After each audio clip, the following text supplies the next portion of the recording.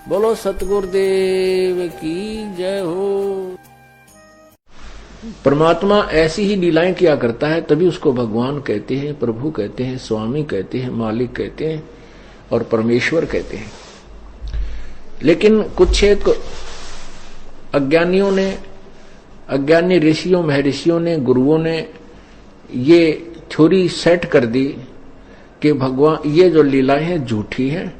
ऐसे भगवान बगैर किसी माता के कोई गर्भ से कोई नहीं बाहर आ सकता, कोई जन्म नहीं, ऐसे स्वयं नहीं प्रकट हो सकता। तो बहुत सा समाज इस बात पर आधारित हो चुका है कि बिल्कुल ठीक है, क्योंकि श्री राम माता से उत्पन्न हुए, श्री कृष्ण मां से उत्पन्न हुए। जितने भी हम जिनको भगवान की संज्ञा में गिनते हैं सभी मां से उत्पन्न हुए। इसलिए हमने ये भी सत्य मान लिया कि मां के बिना उत्पन्न कोई नहीं हो सकता। लेकिन भगवान कैसे किसे कहेंगे? परमात्मा उसी को कहा जाता है जो एक जन साधारण की क्रियाओं से अलग क्रियाएं करे। बोलो सतगुरुदेव की जय हो। पुण्यात्मा तुरंत समझ जाती हैं, और जो ढीठ आत्मा होती हैं वो नहीं मानते। उनको कितना प्रमाण दे ले, आंखों देख कर भी वो अपने अभिमान वश नहीं माना करते हैं, क्योंकि उनका स्वार्थ निहित होता, वो परमार्थ नहीं मांगते, ना वो आत्म कल्याण चाहते हैं। जो लोग सत्य को देखकर भी स्वीकार नहीं करते, नतमस्तक नहीं होते हैं, तो वो इंसान नहीं, वो शैतान की संज्ञा में आते हैं। जानबूझ साची तजय करे झूठ तेने, और ताकि संगत है प्रभु स्वपन में भी ना दे। बंदी छोड़ सतगुरु रामपाल जी महाराज जी की जय हो। परमेश्वर की सभी प्यारी आत्माओं को दास का सत्साहेब। पुण्यात्माओं, आज दास जिस विषय पर वीडियो बनाने जा रहा है वह विषय कलयुग की पिछली पीढ़ी में परमेश्वर कबीर साहिब जी के 8 सितंबर 1951 के दिन सतगुरु रूप में पुनः प्रकट होने को लेकर है। इस वीडियो में दास उन पॉइंट्स पर बिल्कुल भी चर्चा नहीं करेगा जिन पॉइंट्स को लेकर पिछले वर्ष यानी कि सन 2019 में सतगुरु प्रकट दिवस से पहले सतगुरु रामपाल जी महाराज जी के प्रकट होने के विषय में प्रमाणों सहित खुलासा किया जा चुका है। जैसे कि संत रामपाल जी महाराज जी यदि परमात्मा है तो शादी करवाकर स्त्री भोग क्यों किया? संत रामपाल जी महाराज जी यदि परमात्मा हैं तो उनका शरीर आप और हमारी तरह हाड़ मांस का क्यों दिखता है? संत रामपाल जी महाराज जी यदि परमात्मा हैं और प्रकट हुए हैं तो फिर उन्होंने माता पिता के संयोग से जन्म क्यों लिया? आदि आदि भगत भाइयों के अनेकों शंका भरे ऐसे पॉइंट्स थे जिनको परमात्मा ने दास को निमित्त बनाकर प्रमाणों सहित वीडियो बनवाकर डलवा दिया था। उन सभी वीडियोज का लिंक आप जी को इस वीडियो के डिस्क्रिप्शन बॉक्स में मिल जाएगा। लेकिन आज सन 2020 में सतगुरु प्रकट दिवस से पहले हम जो बातें परम पूज्य सतगुरु रामपाल जी महाराज जी के 8 सितंबर 1951 के दिन गांव धनाना जिला सोनीपत हरियाणा में प्रकट होने के विषय में करने जा रहे हैं, उन्हें बहुत ही ध्यान से सुनने और फिर मनन करने की आवश्यकता है, वरना इतना बड़ा धोखा खा जाओगे उसके बाद कुछ भी खाने और खोने को बचेगा ही नहीं। तो चलिए परमेश्वर शुरू करवाते हैं आज का वीडियो। पुण्यात्माओं, निसंदेह औरत को औरत ही जन्म देती है। 18-20 वर्ष तक उसे माँ का प्यार देती है, एक जिम्मेदार नारी बनाती है। पिता उसकी रक्षा और पालन पोषण की जिम्मेदारी उठाता है। माता पिता अपना पेट काटकर उसकी हर इच्छा पूरी करने की भरपूर कोशिश करते हैं। लड़की भी पूरी तरह अपने माता पिता के प्रति समर्पित होती है। उसे दुनिया में अगर कोई मूल्यवान दिखाई देता है तो केवल उसके माता पिता, और होना भी चाहिए। यदि माता पिता ने अपनी जिम्मेदारियों का ठीक से निर्वाह ना किया होता तो शायद बच्ची का भविष्य अंधकारमय हो जाना था। लेकिन जब वही बच्ची युवा होकर शादी के बंधन में बंध जाती है तो उसी दिन से अपना सर्वस्व अपने पति देव को सौंप देती है, अर्थात अपने पति के प्रति उतनी ही और उसी तरह समर्पित हो जाती है जिस तरह का समर्पण भाव शादी से पहले अपने माता पिता के प्रति हुआ करता था। पति उसके लिए परमेश्वर हो जाता है। उसे माता पिता याद अवश्य रहते हैं, लेकिन शादी के बाद माता पिता की इतनी आवश्यकता महसूस नहीं करती है जितनी कि अपने पति के सहारे की। और एक पतिव्रता औरत का यही समर्पण भाव पति के हृदय में उसके लिए विशेष प्यार और सम्मान पैदा करता है। और दूसरी तरफ यदि वही औरत शादी के बाद भी अपने माता पिता से मोह ना हटाकर निरंतर उन्हीं का चिंतन करती रहे, ससुराल में अपने मायके का ही गुणगान करती रहे, तो निश्चय ही ऐसी औरत अपने पति और सास ससुर के लिए सिरदर्द कहिए या फिर उपेक्षा की पात्र बनकर एक न एक दिन परिवार में कलह का कारण बन जाती है। पुण्यात्माओं, ठीक यही स्थिति आध्यात्मिक जीवन में एक पतिव्रता आत्मा अर्थात सुयोग्य भगत को अपनी समझनी चाहिए। पूर्ण परमेश्वर कबीर साहिब जी हम सभी आत्माओं के माता पिता अर्थात जनक हैं, उत्पत्ति करता हैं। 84 लाख योनियों के चक्कर से बाहर निकालने के लिए मानव शरीर दिया और पालन पोषण के लिए सांसारिक माता पिता की व्यवस्था की। और जैसे ही हम आत्माएं शादी के लायक हुई अर्थात हमारा भक्ति संस्कार का समय आया तो अपने ही दूसरे स्वरूप सतगुरु के साथ सतनाम रूपी बंधन में बांध दिया और स्पष्ट आदेश भी दे दिया कि 7 दीप 9 खंड में गुरु से बड़ा ना कोई, कर्ता करे ना कर सके, गुरु करे सो होय। अर्थात हे प्यारी आत्मा, जहाँ तक तेरे जीवन की डोर मेरे हाथ में थी वहाँ तक मैंने हर जिम्मेदारी को पूरा किया, लेकिन अब नाम दीक्षा के बाद तेरा मिलन सतगुरु के साथ हो गया है और सतगुरु से मिलन के बाद मेरा रोल खत्म हो जाता है। अब तेरे लिए इस 7 दीप और 9 खंड अर्थात 21 ब्रह्मांड में सतगुरु से बढ़कर और कोई नहीं है। आज के बाद मैं कर्ता अर्थात कबीर भगवान भी तेरी किस्मत का निर्णय नहीं कर सकूंगा। अब तो तेरा वर्तमान, भूत और भविष्य का फैसला सतगुरु के हाथ में है। यदि आज के बाद सतगुरु से नाम दीक्षा लेने के उपरांत तूने अनजाने में भी मुझ कर्ता अर्थात कबीर भगवान से किसी रहम, समा या इच्छित वस्तुओं की कामना या फिर याचना की तो यह तेरी महाभूल होगी और तेरा सतगुरु भी तेरे से रुष्ट हो सकता है। फिर कहते हैं, गुरु बड़े हैं गोविंद से, मन में देख विचार, हरि सुमरे सो रह गए और गुरु भजे हो पार। अर्थात ऊपर इतना कुछ जानने के बाद भी तुझे ये भली भांति समझ में आ जाना चाहिए कि सतगुरु से नाम दीक्षा के बाद गोविंद अर्थात कबीर के घर से तू पराई हो चुकी है। अब तेरा पति परमेश्वर सतगुरु है, उसकी खुशी में ही तेरी खुशी और उसकी इच्छा में ही तुझे राजी रहना होगा। और चाहे किसी भी प्रकार की सांसारिक डिमांड हो या आध्यात्मिक, उन सब के लिए मुझ कबीर से उम्मीद छोड़कर सतगुरु से ही लगानी होगी और मन में सदा यही दास भाव रखना होगा कि कुत्ता हूँ गुरुदेव का, पवन दास का नाम, गले प्रेम की जेवड़ी, जहाँ खींचो तहाँ जाऊं, तो करो तो बावड़ूं, दूर दूर करो तो जाऊं, जो राखूं त्यों ही रहूं और जो देवो सो खाऊं। पुण्यात्माओं, कुछ आत्माओं को आज भी सच्चे सतगुरु की शरण और तत्व ज्ञान मिलने के बाद भी अपने कमजोर भक्ति संस्कार की वजह से सतगुरु और परमात्मा के बीच की रहस्यमय दूरी सदा खटकती रहती है। ऐसी आत्माएं सदैव सतगुरु और परमात्मा को 2 रूप में देखती हैं। उन्हें लगता है कि असल में परमात्मा तो वो है जो सतलोक में रहता है, जो 650 साल पहले बनारस में कबीर रूप में आए थे, और सतगुरु तो उनका कोई प्रतिनिधि, पैगंबर या संदेश वाहक होता है जो कुछ सीमित शक्तियों के साथ काल लोक में परमात्मा कबीर साहिब जी के आदेशों से उनकी आत्माओं को भक्ति मार्ग समझाने के लिए आता है। पुण्यात्माओं, भक्ति मार्ग में भगत की यही वो सबसे बड़ी भूल होती है जो बार बार सतगुरु की शरण मिलने के बाद भी उसे सतलोक नहीं जाने देती है। और जब तक इस तत्व ज्ञान को आधार बनाकर एक भगत का गुरु और गोविंद को 2 अलग अलग समझने वाला भाव और भेद अंतःकरण से बिल्कुल समाप्त नहीं हो जाता, तब तक वह आत्मा यही 84 के बंधन में चक्कर काटती रहेगी, भले ही उससे सच्चा सतगुरु और सारनाम भी क्यों ना मिल गया हो। 650 साल पहले जब परमेश्वर कबीर साहिब जी सतगुरु रूप में 120 वर्ष तक रहे तो बार बार यही संदेशा देते रहे कि गुरु गोविंद 2 नहीं भाई, और 2 समझे वो 2 जग जाही, 2 जग नरक को कहते हैं। आज भी संगत में से 90% भगत भाई बहन एक बहुत बड़ी गलती कर रहे हैं। हमें लगता है कि पूर्ण परमात्मा कबीर साहिब जी का असली स्वरूप एकमात्र वही दाढ़ी मूछ वाला है जिस स्वरूप में वह परमात्मा बनारस में 120 वर्ष तक लीला करके गए थे। और उससे भी बड़ी गलती हम लोग हर वर्ष जून के महीने में उसी दाढ़ी मूछ वाले स्वरूप को परमात्मा का असली स्वरूप समझते हुए उनका प्रगट दिवस मनाकर कर रहे हैं। जबकि सतगुरु रामपाल जी महाराज जी ने पिछले 27 वर्षों से अनमोल तत्व ज्ञान देकर सैकड़ों बार हमारा यही भ्रम निवारण किया था कि आप लोग कबीर परमात्मा की जो ये फोटो देख रहे हैं यह उनका असली स्वरूप नहीं है। वे तो ना जाने कितने ही रूप धारण करके यहाँ आते रहते हैं। कबीर परमात्मा को किसी फोटो से नहीं बल्कि ज्ञान को आधार बनाकर पहचाना जा सकता है कि आज वे किस रूप में विद्यमान हैं।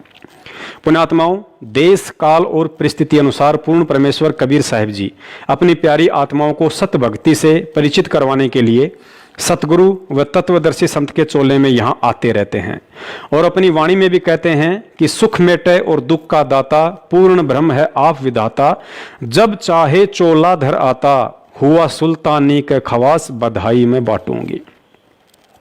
अतः सतगुरु से तत्व ज्ञान लेने के बाद हमने भी इस ज्ञान को बहुत गहराई से समझना पड़ेगा, तभी समझ में आएगा कि वास्तव में वर्तमान में असली कबीर कौन है। क्योंकि 21 ब्रह्मांड का स्वामी काल निरंजन जब 1000 भिन्न भिन्न स्वरूप एक बार में बना सकता है, 7 संख्य ब्रह्मांड का स्वामी अक्षर पुरुष 10,000 भिन्न भिन्न रूप एक बार में बना सकता है, तो वह असंख्य ब्रह्मांड का स्वामी पूर्ण परमेश्वर कबीर साहिब क्या नहीं कर सकता। वह तो प्रत्येक आत्मा के साथ एक ही समय में असंख्य रूप बनाकर खड़ा हो सकता है। सुनिए सतगुरुदेव जी के मुख कमल से, जिसमें उन्होंने ज्ञानी आत्माओं के लिए स्पष्ट इशारा और प्रतिवर्ष जून के महीने में कबीर साहिब जी के दाढ़ी मूंछ वाले स्वरूप को ही परमात्मा का वास्तविक स्वरूप जानकर कबीर प्रगट दिवस मनाने वाली भोली आत्माओं को यह कहते हुए समझाने में कोई कसर नहीं छोड़ी है कि आप जो यह चित्र देख रहे हैं, यह परमात्मा का वास्तविक रूप नहीं है। वे तो जब चाहे कोई भी रूप धारण करके आ सकते हैं। तो उस परमात्मा ने अपने इस दास को भेजा, तो ये क्या बताना चाहते हैं कि आपका भाव अपने सतगुरु के प्रति भगवान तुल्य हो, तब आप सफल होंगे। अब पुण्यात्माओं, अब तो ये दास बैठा है, यदि यहाँ परमात्मा इसी मानव शरीर तो है ही उनका, क्योंकि बनारस में 120 वर्ष रहे, और अब भी वो आ जाते। जो हम चित्र देखते हैं प्रभु का, ऐसा चित्र नहीं है। वो तो ना जाने कितने स्वरूप है उस मालिक के, वो किसी भी रूप में आकर के अपना ज्ञान बताता है, अपनी प्यारी आत्माओं को अपने चरणों में लगा के भक्ति करवा के सतलोक ले जाता है। अब आज हम भगवान की तलाश कर रहे हैं, और परमात्मा क्या अनमोल वस्तु है, क्या अनमोल है, कितना उसके अंदर गुण है। यदि आज हमें वो मिल जाए, आपके सामने आ जाए, तो आपकी क्या स्थिति होगी। एक बार सोचना, जो भक्त आत्माएं हैं गहराई से सोचे। अब जैसे भूखे को भोजन सामने मिल जाए और निर्धन को सामने धन की थैली नजर आवे, तो कैसी तड़फ होगी उसकी। प्यासे को पानी मिल जावे तो कैसी श्रद्धा करेगा, टूट कर पड़ेगा उसके ऊपर। धन है तो ठाकर सीने का न्यू देख कर भाग लेगा, छुपा दूंगी तो इसने कोई देख ना ले। और सामने भोजन है तो ऐसी सब टूट के पड़ जाएगा, फटाफट खाएगा, अपनी जान बचाएगा। ऐसे ही हमें जब परमात्मा आज मिल जाए, आपके सामने आ जाए, क्योंकि हम उसी की तलाश में तो भटक रहे हैं, तो आपकी कैसी श्रद्धा होगी, ये आप अपने अपने सतर से सोच सकते हैं। अब वो भगवान यहां आ जाए, अरदास के स्थान पर बैठकर सत्संग करने लग जाए, क्योंकि ज्ञान तो देना ही पड़ेगा उन्होंने, तो आपकी कैसी भावना होगी। आंखों में आंसू हो, हृदय में प्यार हो, और कोई भी अवगुण हम भगवान में देख नहीं सकते, क्योंकि भगवान में अवगुण होता ही नहीं। तो यहां हम इसी दृष्टिकोण से परमात्मा के भेजे हुए इस दास को आपने ऐसे ही देखना है, ऐसे विचार रखने, ताकि आपकी आत्मा परमात्मा पाने योग्य बनी रहेगी, उसमें मैल नहीं आवेगा। अब जैसे हमने परमात्मा पाना है, तो गुरु जी को भगवान स्वीकार करना होगा। परमात्मा को एज ए गॉड ट्रीट करना पड़ेगा, तब ही हम निर्मल होंगे, हमारे अंदर आधीनी श्रद्धा बनी रहेगी। अब एक गणित के अंदर एक प्रश्न आता है ऋण का, लोन का। उसमें क्या होता है कि मूल धन ज्ञात करना होता है, और वो मूलधन लाखों और करोड़ों की संख्या का होता है। उस लाखों करोड़ों की संख्या के मूल राशि को ज्ञात करने के लिए, प्राप्त करने के लिए हमने सपोज करना पड़ता है, मानना पड़ता है। मान लीजिए मूलधन 100 रुपये, उस 100 रुपये मूलधन को मानकर हम उस ओरिजिनल वास्तविक उस करोड़ों और लाखों वाले मूलधन को प्राप्त कर सकते, अन्यथा हम उसका कोई और हल कर ही नहीं सकते, उसको प्राप्ति कर ही नहीं सकते। इसी प्रकार वो परमात्मा तो अथाह है, बहुमूल्य है, उसकी कोई कीमत को नहीं, वो तो मालिक है, समर्थ है। उस समर्थ भगवान को पाने के लिए हमने गुरुजी को मानना पड़ेगा। ये भगवान मान लो, गुरुजी भगवान परमात्मा। तो इस दास को यानी अपने गुरुजी को परमात्मा मानने से एक छोटी सी राशि है 100 रुपये लाखों और करोड़ों की तुलना में, फिर भी उसके बिना वो लाखों और करोड़ों वाला मूलधन आपको प्राप्त नहीं हो सकता, कभी नहीं हो सकता। आप जी ने अपने गुरुजी को भगवान मान लेना चाहिए। पुण्यात्माओं, इस वीडियो में सतगुरुदेव जी ने एक और बात पर बार बार जोर दिया है कि यदि आपने मोक्ष चाहिए तो गुरुजी को भगवान के तुल्य मानना पड़ेगा, कि मान लो गुरुजी भगवान। पुण्यात्माओं, सतगुरु रामपाल जी महाराज जी के द्वारा गुरुजी को परमात्मा तुल्य मानने के लिए ये बात कहना कि मान लो गुरुजी भगवान, इस बात को भी हमें गहराई से समझना पड़ेगा कि आखिर सतगुरु रामपाल जी महाराज स्वयं पूर्ण परमेश्वर कबीर साहब होते हुए भी यहाँ स्पष्ट रूप से अपने आप को भगवान ना कहकर गुरु जी को भगवान तुल्य मानने के लिए क्यों कह रहे हैं। परमेश्वर कबीर साहिब जी 650 साल पहले बनारस में अपने परमात्म स्वरूप को छुपाते हुए एक सतगुरु की भूमिका कर रहे थे और अपने ही तीनों रूप अर्थात परमात्म रूप, सतगुरु रूप और एक साध अर्थात परम भगत वाले रोल को समझाते हुए कहा था कि साहिब से सतगुरु भय और सतगुरु से भय साध, ये तीनों अंग एक हैं, गति कुछ अगम अगाध। अर्थात वह पूर्ण परमात्मा कबीर अपने सतलोक में स्वयं परमात्मा अर्थात साहिब रूप में तो बैठा ही है, इसके अलावा अपने परमात्मा वाले रूप को हल्का तेज पुंज का बनाकर सतगुरु की भूमिका और फिर किसी नेक आत्मा को अपना मुंह बोला गुरु धारण करके एक सुयोग्य शिष्य की भूमिका भी स्वयं ही करता है, ताकि अपने फॉलोअर्स को ये शिक्षा दे सके कि परमात्मा के सत भक्ति वाले मोक्ष मार्ग में जब तक आपका अपने गुरु के प्रति श्रद्धा, भाव, व्यवहार, आचार विचार, लगन और विश्वास इतना नहीं होगा जितना कि मैंने अपने गुरु के प्रति समर्पित होकर एक उदाहरण पेश किया है, तब तक आप सतलोक जाने के अधिकारी नहीं बन सकते। अतः सतगुरु रामपाल जी महाराज जी के द्वारा स्पष्ट रूप से अपने आप को भगवान होते हुए भी भगवान ना कहकर यह कहना कि आपने गुरु जी को भगवान तुल्य मानना पड़ेगा, इसके पीछे का मुख्य कारण यही है कि उपरोक्त वाणी के अनुसार वे स्वयं परमात्मा और सतगुरु वाली भूमिका के साथ साथ एक सुयोग्य परम भगत का भी रोल कर रहे हैं और भगत के रोल में अपने आप को स्पष्ट रूप से भगवान ना बताकर ज्ञानी आत्माओं के लिए इशारा कर दिया कि आपने गुरु जी को भगवान तुल्य मानना पड़ेगा। परमात्मा कहते हैं वो स्वयं ही यहाँ पर तत्वदर्शी संत बनकर आते हैं और अनजान संतों और ऋषि महर्षियों के द्वारा जो भक्ति का स्वरूप बिगाड़ दिया जाता है उसको स्वस्थ करने के लिए आते हैं। वो स्वयं ही परमात्मा होते हैं, वो परम अक्षर ब्रह्म वो स्वयं है, वही संत रूप धारण करते हैं, वही एक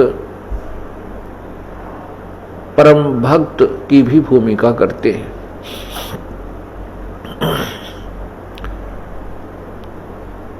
वो हमारे लिए एक उदाहरण छोड़कर जाते हैं, अपनी अमृतवाणी सौ संवेद अपने मुखारविंद से वो इस तत्व ज्ञान का उच्चारण करके और एक अनमोल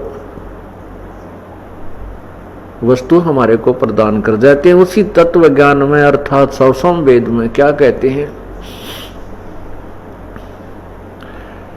कबीर राम बुलावा भेजिया दिया कबीरा रो, जो सुख है संत के संग में वो बैकुंठ में न हो। आज विश्व की मानव आबादी, मानव जनसंख्या 7 अरब से ऊपर मानी जाती है, काउंटिंग हो चुकी है। और इस 7 अरब के अंदर ये दास है एक तत्वदर्शी संत। अब वो परमात्मा है जिसने आकर खुद यहाँ पर सत्संग किया और सच्चा ज्ञान दिया। वही सतगुरु है और वही आकर के यहाँ एक सच्चे भक्त की भूमिका करते हैं, एक नेक नागरिक का अभिनय भी वही करते हैं। अपना करके खाओ, जैसे रखे भगवान न्यू रहो, ज्यादा इस दौड़ धूप माया की संग्रह करने में अपना जीवन मत नसाओ, नाश ना करो। ये एग्जाम्पल दिया दाता ने, और जो ये भी उन्होंने प्रमाणित कर दिया कि जो सच्ची लगन से मुझे भजता है, संसार की दृष्टि में बेशक निर्धन दिखा है, पर भगवान की दृष्टि में सबसे धनवान है। परमात्मा सत्संग परमात्मा ही किया करते हैं, क्योंकि सत्य भगवान ही बोल सकता है, सत्य परमात्मा ही बता सकता। परमात्मा ने कहा था चौथा युग जब कलयुग आवेगा तब मैं अपना एक दास बेचूंगा। परमात्मा छुपकर ही बोलते हैं। पुण्यात्माओं, जब तक इस तत्व ज्ञान और सतगुरु के संकेतों को आधार बनाकर हम सतगुरु के चोले में परमात्मा को नहीं देखेंगे, तब तक हम हृदय से गुरुजी को लाख जन्म भी भगवान स्वीकार नहीं कर पाएंगे, चाहे कोई कितनी ही बात क्यों ना बनाए। एक तरफ गुरुजी को परमात्मा मानना और दूसरी तरफ यह मानना कि गुरुजी स्वयं परमात्मा ही होते हैं, अन्य कोई गुरु हो ही नहीं सकता, इन दोनों बातों में रात दिन का अंतर होता है। इस बात को गहराई से समझिए। गुरुजी ने एक सत्संग में बताया कि जब आप ये शरीर छोड़ोगे तो त्रिकुटी पर मुझ रामपाल दास अर्थात गुरुजी के रूप में आपको परमात्मा कबीर साहिब जी मिलेंगे, और वह परमात्मा आपकी परीक्षा लेगा कि आपका अपने गुरुजी के प्रति कितना भाव है और आप उन्हें कितना समझ पाए। अब त्रिकुटी पर वो भगत 101% फेल हो जाएगा जो पृथ्वी लोक पर गुरुजी के सत्संगों वाले इशारों को ना समझकर आजीवन उन्हें हृदय से भगवान ना मानकर केवल भगवान के तुल्य ही समझता रहा कि मान लो गुरुजी भगवान। और वह सुयोग्य शिष्य त्रिकुटी पर 101% पास हो जाएगा जिसने गुरुजी को पृथ्वी लोक पर भगवान के तुल्य नहीं बल्कि स्वयं भगवान ही माना था कि गुरुदेव के अलावा अन्य कोई भगवान होता ही नहीं है। पुण्यात्माओं, इसीलिए परमात्माओं को सतगुरु रूप में प्रकट होकर प्रचलित लोक वेद से हटकर तत्व ज्ञान देने की आवश्यकता पड़ती है, ताकि ये आत्माएं सतलोक जाने के मार्ग में कहीं भी धोखा खाने से बचें। तत्व ज्ञान में गुरुजी ने सैकड़ों बार समझाया कि पृथ्वी पर तुम्हारे स्थूल शरीर से भक्ति का अभ्यास करवाया जा रहा है, क्योंकि शरीर छोड़ने से पहले साधक का अपने गुरु के प्रति जो भाव और श्रद्धा स्थूल शरीर में होती है, शरीर त्यागने के बाद वैसी की वैसी भावना सूक्ष्म शरीर में बनी रहती है।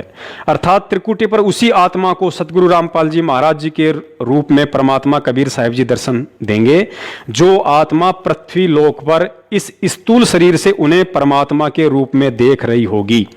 अन्यथा सतगुरु रूप या कबीर रूप में काल निरंजन दर्शन देकर अपने साथ ले जाएगा। अतः कहने का मतलब यह है कि हमने तन मन और इस तत्व ज्ञान को आधार बनाकर सतगुरु रामपाल जी महाराज जी को 8 सितंबर 1951 के दिन भारतवर्ष की पवित्र भूमि पर हृदय से प्रकट परमात्मा जानकर 8 सितंबर के दिन केवल उन्हीं का प्रकट दिवस मनाना है, ना कि कबीर साहिब जी की 650 साल वर्ष पुरानी फोटो का। और जब तक अज्ञानता के चलते इस स्थूल शरीर में हम कबीर साहिब जी की दाढ़ी मूंछ वाली फोटो को परमात्मा मानकर उनका प्रगट दिवस मनाते रहे और सतगुरु रामपाल जी महाराज जी को केवल एक संत या सतगुरु समझते हुए यूं ही टाइम पास करते रहे, तो परमात्मा के विधान अनुसार स्थूल शरीर त्यागने के बाद सूक्ष्म शरीर में भी हमारे यही भाव रहेंगे। अर्थात त्रिकुटी पर भी हम परमात्मा तो कबीर साहिब जी को मानेंगे और सतगुरु को केवल एक सामान्य संत, क्योंकि गुरुजी ने बताया कि जब आपका स्थूल शरीर त्यागने का समय आएगा तो वह एक सौपन की भांति होगा। अर्थात आपको पता भी नहीं चलेगा कि मैं अपना मिट्टी का चोला छोड़ रहा हूं। और जब पता ही नहीं चलेगा कि मैं अपना शरीर छोड़ चुका हूं, तो त्रिकुटी पर सूक्ष्म शरीर में हम वो सभी गलतियां कर बैठेंगे जो गलतियां हम आज यहां इस मिट्टी के चोले में कबीर प्रगट दिवस मनाकर एक फोटो को परमात्मा मानने की भूल कर रहे हैं। बोलो सतगुरुदेव की जय हो। कबीर ये माया अटपटी सब गट आण अड़ी, और किस किस न समझाऊं या कुआ भांग पड़ी। तो यहाँ हम सभी एक का कुएं का भांग पिए फिर रहे। वो परमात्मा आता है, हम उसके भी जूते मारते हैं, उसको बुरा कहते हैं, इन नकलियों को स्वीकार करें बैठे हैं जो आसपास भी नहीं भगवान के। ये अब कहने का दास का तात्पर्य है कि इस दास के स्थान पर ये सोच लो परमात्मा बैठे हैं, और फिर हम कैसे व्यवहार करेंगे उस भगवान से जिसके लिए हम तड़प रहे हैं। ऋषियों ने शरीर गाल दिए भगवान पाने के लिए, यदि वो मिल जाए तो हम उसका कैसे व्यवहार करेंगे। तो ये आपने रिहर्सल करनी पड़ेगी। इस दास को डला समझ लो, एक पत्थर समझ लो बोलता हुआ, लेकिन यहां नो सोच लो हम भगवान से मिलने जा रहे हैं। तो जैसा व्यवहार आप यहां करोगे ऐसा ही स्वप्न में आपका बनेगा। मृत्यु के बाद आपको ऐसा होगा जैसे स्वप्न, और वहां भगवान दास के रूप में पहले आपकी परीक्षा लेगा, बाद में ऊपर सिलेक्ट करेगा, ले जाएगा सतलोक। तो वहां जैसी भावना, जैसा अच्छा या बुरे विचार आपके इस दास के प्रति होंगे, आपके मस्तिष्क पर लिखे आएंगे वहां पर, क्योंकि वहां कोई रोल ना चल रहा है। या तो हम छो बात छुपा ले, आपके मस्तिष्क पर लिखे आएंगे रिजेक्टेड और सिलेक्टेड, कहने की जरूरत को नहीं, बस वहां तो न्यू करना भगवान ने, फिर रह जाओगे वहीं से। फिर ठीक है, आपने जो भक्ति की है, पहले तो यदि गुरुजी के प्रति आपकी आस्था एज ए गॉड नहीं है तो भक्ति आपकी बनाए को नहीं, भक्ति चलेगी ही नहीं। बोलो सतगुरुदेव की जय हो। परमात्मा कहते हैं राम नाम रटते रहो, राम नाम रटते रहो जब तक घट में प्राण। आखिरी सांस तक सभी ये सिमरण करना पड़ेगा, क्योंकि हमारा श्वास से सिमरण चलता है, वो सतनाम होता है, और उसका अंतिम सांस तक जाप करने से ही हम परमात्मा प्राप्त होते हैं। अंत समय में सांस सुमरण जब होगा जब हम पहले अभ्यास कर रहे होंगे।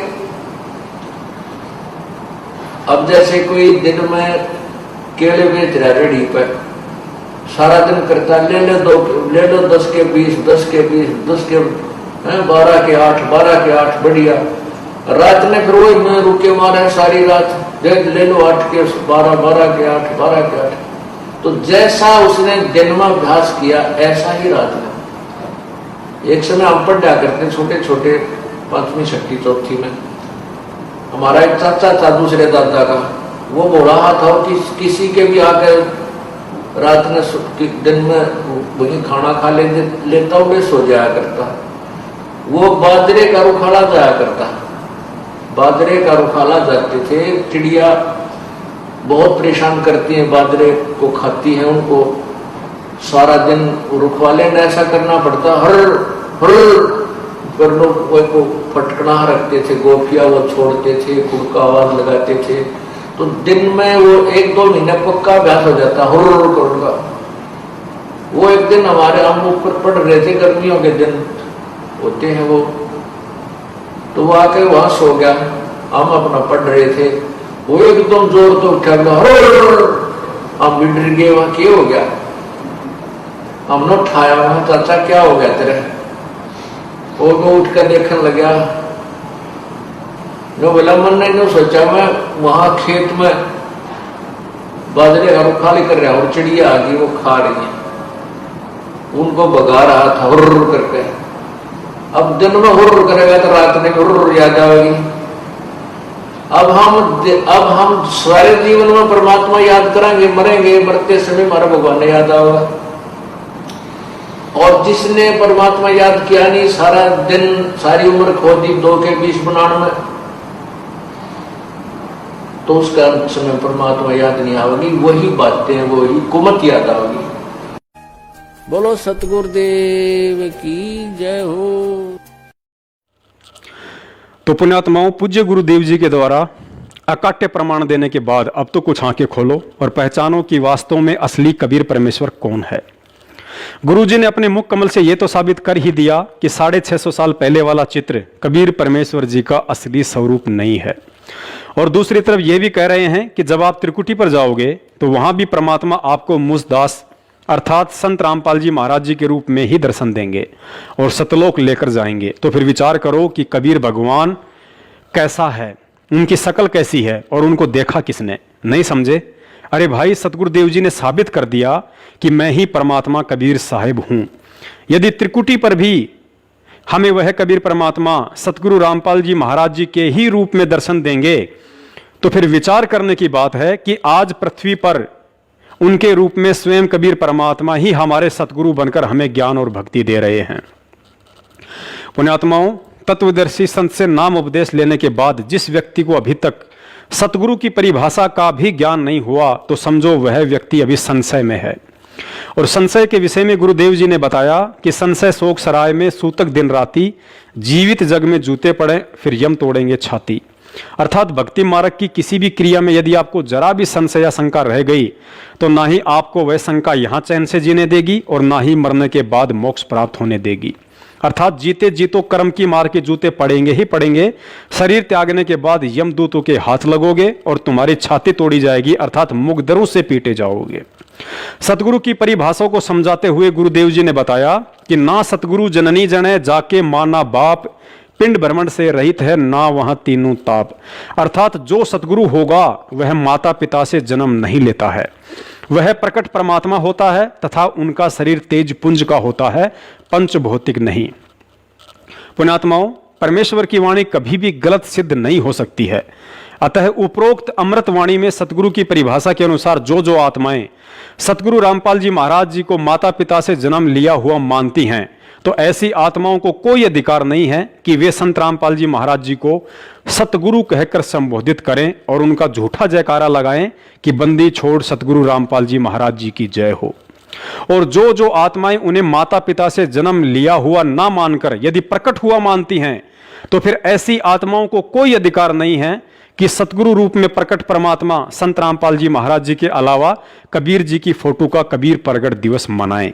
और यदि फिर भी मनाती हैं तो जाहिर सी बात है वे आत्माएं तत्व ज्ञान के अभाव में अभी तक गुरु और गोविंद अर्थात सतगुरु रामपाल जी महाराज और कबीर साहिब जी को दो अलग अलग रूप में देख रही हैं। और ऐसी आत्माओं के लिए परमात्मा ने अपनी वाणी में स्पष्ट कहा है कि गुरु गोविंद दो नहीं भाई, और दो समझे वो दो जग अर्थात नरक में जाही। गुरु और परमात्मा में कोई अंतर नहीं होता जब तक दो समझ कर चाल। ऐसा कबीर साहब कहते हैं वो कुत्ते की दुनिया चाल। गुरु परमात्मा स्वरूप समझना चाहिए जिसने आपको वो अनमोल चीज दी जिससे आपकी लत 84 मिटेगी। तो कहते हैं हरि के रूठे कबीर गुरु जय रूस जा, हरि जय रूस जा तो गुरु की शरण में जा, और कबीर गुरु जय रूस जा फिर हर नहीं करे साहब।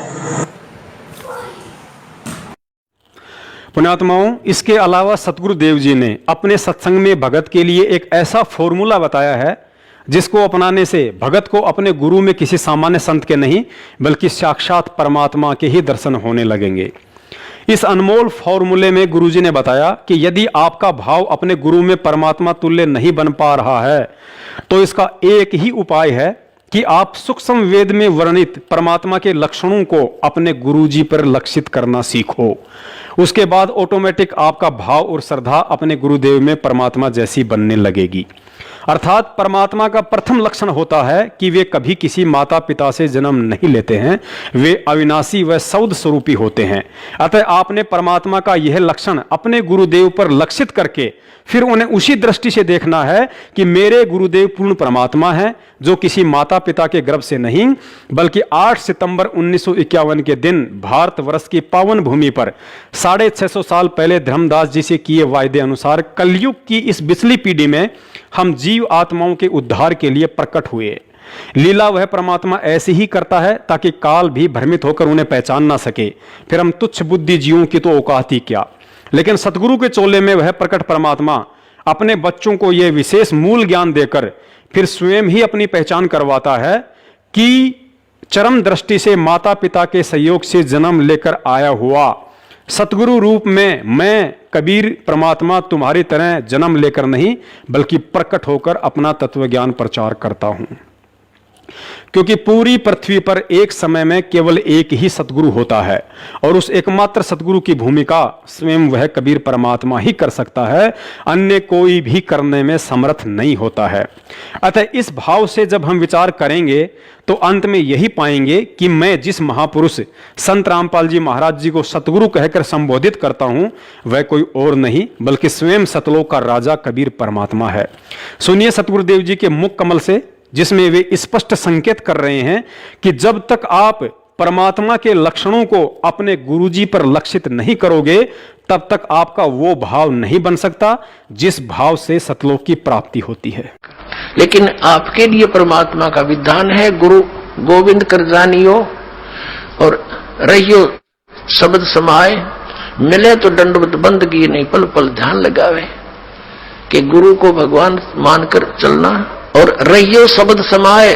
शब्द समाये रखना मतलब जो उसने मंत्र दिया है वो सत मंत्र सतनाम यानी सत भक्ति, उसमें लीन रहना, गुरु जी को भगवान मानना और जो उपदेश मंत्र दिया है उसमें समाये रहना, उसकी भक्ति पर ज्यादा ध्यान रखना। और जब भी मिले तो दंडवत बंदगी, जहां मिले वहां दंडवत प्रणाम करना, और नहीं मिल पाते हो जैसे घर पे तो पल पल ध्यान लगावे, यानी परमात्मा के गुणों को अपने गुरु जी के ऊपर लक्षित करे और फिर आपका भाव बनेगा, एक प्यार जागेगा इस दास के प्रति जैसा इस काल के प्रति जाग्या था, और वही कसक आपकी इस दास के प्रति होगी तभी हम वहां चलेंगे। जिस कसक के साथ हम वहां डटे नहीं डटे, तो ऐसा ही भाव अब हम कैसे भावित होते हैं, जैसे एक हीरो या हीरोइन नकली बात बना के, एक तो उसने पढ़ावे फिर वो बोल रहा है, उसके एक दो डायलॉग पर हम आसक्त हो जाते हैं, वो हो बड़ा क्या बात कही, बड़ा सुंदर बोला, और यहाँ दास ने ऐसा पिटारा खोल दिया इन बोलों का वचनों का। तो इस आधार से भी आपने प्रभावित होना चाहिए, जब आपकी आत्मा निर्मल हो जाएगी। कमाल कर दिया गुरु जी ने, तो ऐसे निर्णय करके ज्ञान दे दिया। तो हमने ऐसे प्रभावित होना है और आसक्त होना है उस परम पिता पर इस दास के माध्यम से। ये रिहर्सल आपकी फिर ऊपर जाके काम आवेगी जो आप यहां करोगे। बोलो सतगुरुदेव की जय हो। पुण्यात्माओं, परमेश्वर का तत्व ज्ञान कहता है कि किसी संत के द्वारा अपने आप को सतगुरु कहलवाना कोई साधारण बात नहीं होती है। आज गुरुदेव के संकेतों को समझना तो कोसों दूर की बात हो गई, क्योंकि संगत में से ही 90% लोग अपनी अंतरात्मा से ये कतई मानने को तैयार नहीं हैं कि सतगुरु रामपाल जी महाराज 8 सितंबर 1951 के दिन प्रकट हुए होंगे। और यही कारण रहा कि आज तक चंद सत्सेवकों के अलावा किसी ने भी सतगुरु रामपाल जी महाराज जी का प्रकट दिवस नहीं मनाया, क्योंकि 90% भाई बहन आज भी उन्हें इंद्रो माई के गर्भ से जन्म लिया हुआ ही मानते हैं। चंद सत्सेवकों को निमित्त बनाकर परमात्मा के द्वारा सैकड़ों बार सतलोक आश्रम मैनेजमेंट हरियाणा के पीछे निपट अंधी होकर भेड़ चाल में मस्त संगत को अवगत करवाने के बाद भी कबीर प्रगट दिवस मनाकर अपनी अज्ञानता और मूर्खता का बार बार प्रमाण दे रही पढ़ी लिखी संगत के बंद आंख नाक कान खोलने के लिए इस वीडियो में सतगुरु रामपाल जी महाराज जी ने 8 सितंबर 1951 के दिन स्वयं के प्रकट होने के विषय में खुलकर संकेत करते हुए कहा है कि परमात्मा जब आए थे तो उनकी विलक्षण देह थी। फिर कहा कि विलक्षण थी और है भी का अर्थ है कि आज भी है। फिर आगे कहा कि 650 साल पहले भी परमात्मा प्रकट था और आज भी है। पुण्यात्माओं, सतगुरुदेव जी के इस शब्द को ध्यान से सुनना कि आज भी प्रकट है। अके नाम कहा नहीं जाई, इसको बोलना नहीं है, इसको बोल के जाप नहीं करना, सूरत से जाप करना है। ये बोल के सुना दिया लेकिन इसका जाप बोल कर नहीं होगा, इसलिए अकह कहा है। विधेय इसलिए कहा इसको कि जैसे परमात्मा का भी शरीर था और धर्मदास का भी शरीर था, लेकिन परमात्मा विधेय कहा करते, विलक्षण देही थी उनकी, साकार हैं, थे भी हैं भी, उस समय प्रकट थे, अब भी हैं। और इसी प्रकार इस मंत्र को विधेय मंत्र का। पुण्यात्माओं, एक और बात पर गहन विचार करो।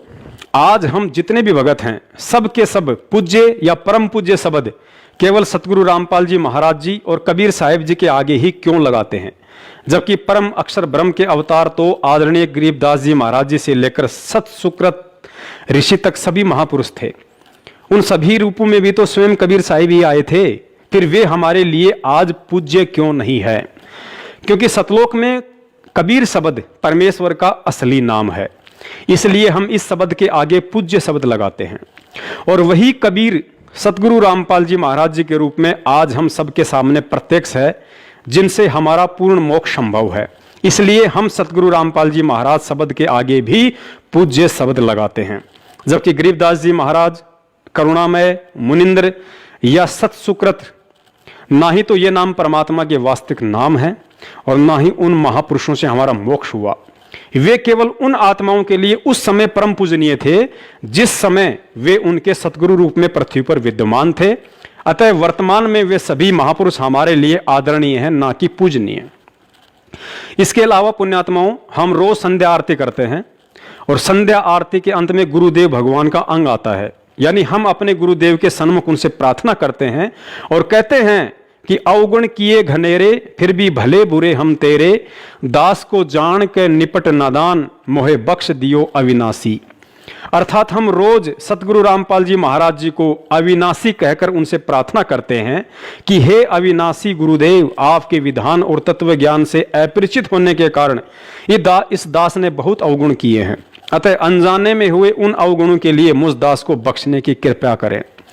रोजाना संध्या आरती करने वाले और रोज अपने गुरुदेव को अविनाशी कहने वाले, अर्थात जिसका कभी नाश ना हो, जो अजर अमर हो, ऐसी महिमा करने वाली आत्माओं ने क्या कभी विचार किया है कि अविनाशी कभी माता पिता के गर्भ से जन्म नहीं लेता?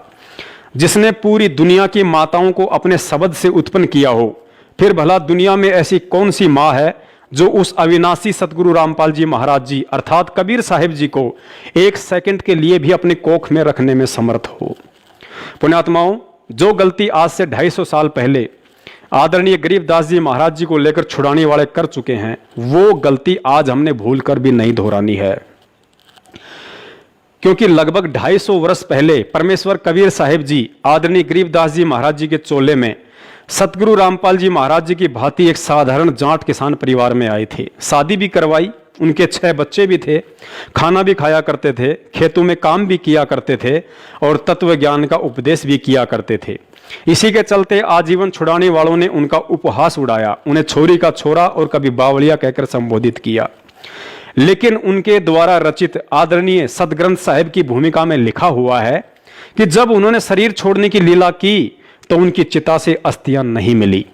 उसके बाद गांव वाले और उनके परिवार वालों ने बहुत ही प्रायश्चित किया और कहने लगी कि महाराज जी तो स्वयं परमात्मा थे, उनका तो तेजपुंज का शरीर था, वे तो सौद स्वरूपी थे और आज छुड़ाने में उनकी सूखी महिमा मंडन और यादगार में एक भव्य मंदिर का लठ गड़वा दिया जिसका कोई लाभ नहीं है।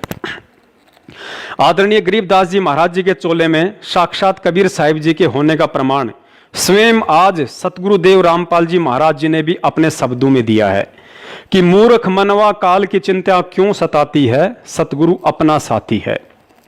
सत्य पुरुष ने छुड़ानी में बलराम की गऊ चराई, गंगा जी को प्रकट कर रानी मात नुभाई। भाई अद्भुत लीला आप दिखाई, दुनिया ना समझ पाती है, सतगुरु अपना साथी है। अर्थात सत्य पुरुष यानी कि स्वयं कबीर साहिब जी ने ही गरीबदास बालक रूप में बलराम जी की गऊ चराने की अद्भुत लीला की थी, लेकिन दुनिया उन्हें समझ नहीं पाई। तो पुण्यात्माओं, आप अपना आंकलन स्वयं कर लेना कि कहीं आप भी सतगुरु रामपाल जी महाराज जी को आदरणीय गरीबदास जी महाराज जी के गांव और परिवार वालों की तरह इंद्रो माई का बेटा, अनारो माई का पति, अंजू मंजू का पापा और महेंद्र का भाई मानकर गलती तो नहीं कर रहे हैं?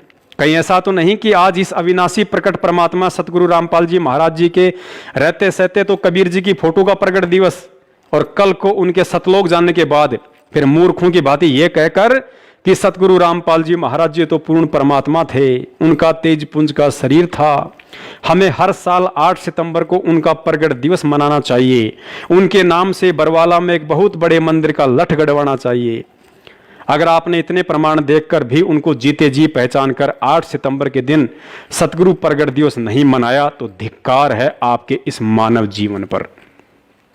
मूर्ख से मूर्ख इंसान जिसे भयंकर भूख लगी हो, ऐसी स्थिति में यदि उसके सामने एक थाली में आम और दूसरी थाली में मिट्टी से बनी आम की मूर्ति या आम का चित्र रख दिया जाए तो वह मूर्ख से मूर्ख व्यक्ति भी अपनी भूख शांत करने के लिए ओरिजिनल आम ही खाएगा, ना कि मिट्टी से बना आम या फिर आम का चित्र।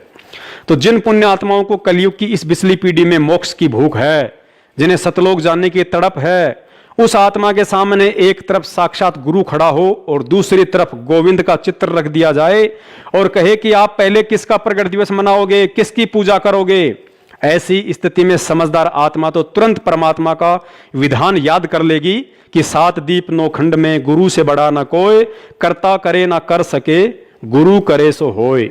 कबीर गुरु गोविंद दोनों खड़े, कांके लागू पाए, और बलिहारी गुरु आपना जिन गोविंद दियो बताए। लेकिन तत्व ज्ञान लेने के बाद भी 90% भाई बहन उस 650 साल पुराने कबीर जी के चित्र को परमात्मा समझकर उसका प्रगट दिवस मना रहे हैं, जिसके विषय में सतगुरुदेव जी ने अपने सत्संग में स्पष्ट कर दिया कि आप जो ये चित्र देख रहे हैं ये प्रभु का असली चित्र नहीं है, वे तो ना जाने कितने ही स्वरूप धारण करके यहां आते रहते हैं। जो हम चित्र देखते हैं प्रभु का, ऐसा चित्र नहीं है। वो तो ना जाने कितने स्वरूप हैं उस मालिक के, वो किसी भी रूप में आकर के अपना ज्ञान बताता है, अपनी प्यारी आत्माओं को अपने चरणों में लगा के भक्ति करवा के सतलोक ले जाता है। पुण्यात्माओं, जब परमेश्वर कबीर साहिब जी अपनी प्यारी आत्माओं को सतलोक ले जाने के लिए सतगुरु रूप में इस पृथ्वी पर आते हैं तो उस स्थिति के विषय में आदरणीय गरीबदास जी महाराज जी ने बेहद कलम तोड़ व्याख्या की है। और यदि आज सतगुरु रामपाल जी महाराज जी से अनमोल तत्व ज्ञान लेने के बाद भी हमने इन वाणियों के मर्म को सही से नहीं जाना तो जाहिर सी बात है भगत होकर भी हम कुत्ते की योनि में जाने से स्वयं वह परमात्मा भी नहीं बचा पाएगा। वाणी है, कबीर गुरु को मानुष जो गिने, करे चरणा अमृत को पान, ते नर नरक में जाएंगे, जन्म जन्म होए समान। वाणी एक बार फिर ध्यान से सुन लीजिए। कबीर गुरु को मानुष जो गिने, करे चरणा अमृत को पान, ते नर नरक में जाएंगे, जन्म जन्म होवे समान। सबसे पहले तो यह समझना अति आवश्यक है कि आदरणीय गरीबदास जी महाराज जी की यह वाणी स्पेशल उन आत्माओं के लिए है जो वर्तमान में सतगुरु रामपाल जी महाराज जी से नाम दीक्षित हैं, ना कि भक्ति मार्ग से अनजान सांसारिक व्यक्तियों के लिए।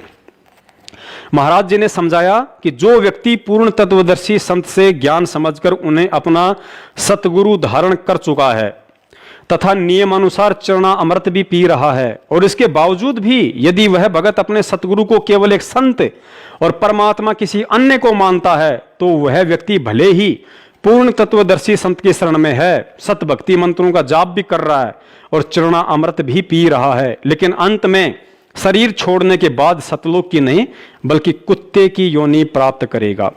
और इसमें कोई संशय नहीं है कि आज पूर्ण तत्वदर्शी संत सतगुरु रामपाल जी महाराज जी से तत्व ज्ञान लेकर तथा उनसे नाम दीक्षा प्राप्त करके रोजाना चरणा अमृत का सेवन करने वाले 90% वे भगत भाई बहन जो हर साल कबीर प्रगट दिवस मनाते हैं, सारे के सारे अभी भी इतने प्रमाण देखकर कबीर प्रगट दिवस मनाने वाली अपनी महाभूल के लिए सतगुरुदेव जी से हृदय से दंडवत समायाचना नहीं की तो मरणोपरांत फिलहाल कुत्ते का ही शरीर प्राप्त करने की दिशा में आगे बढ़ रहे हैं। पुण्यात्माओं, भले ही ये बात आपको बुरी लगे लेकिन यही सत्य है, क्योंकि ये विचार आदरणीय गरीबदास जी महाराज जी के हैं जो 100% सत्य हैं, और यही विचार उस समय 100% से 1000% सत्य हो जाते हैं जब पूर्ण तत्वदर्शी संत सतगुरु रामपाल जी महाराज जी गरीबदास जी महाराज जी की इस वाणी का ज्यों का त्यों अपने शब्दों में समर्थन कर देते हैं।